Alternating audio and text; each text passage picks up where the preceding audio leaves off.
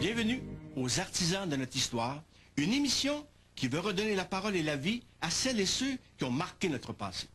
Il était normal que l'on commence par la période de Maurice Duplessis, que certains considèrent toujours comme la grande noirceur, mais d'autres portent de plus en plus des jugements plus nuancés.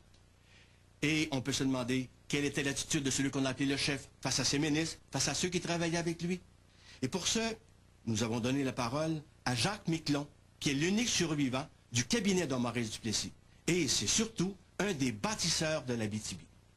Le chef savait quand ordonner la construction d'une école ou d'un hôpital, dont les ministres et députés pouvaient faire état lors des campagnes électorales.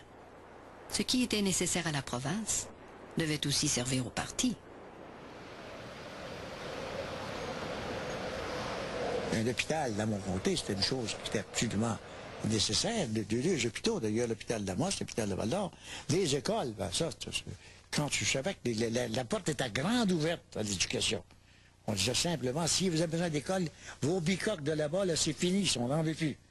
Parce qu'à ce moment-là, l'école chez nous, quand je suis arrivé, moi, j'aime autant ne pas décrire les écoles que j'ai vues là. Hein.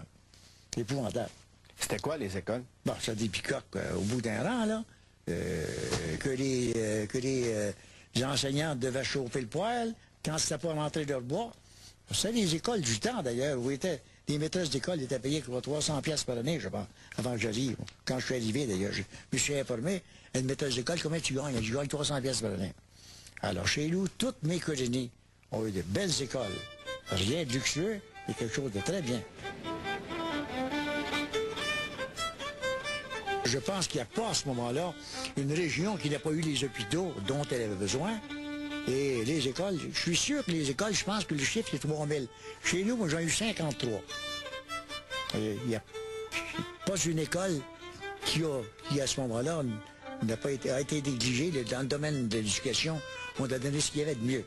Pas de luxe, mais du nécessaire. Le patronage était un mal nécessaire pour bien garnir la caisse électorale.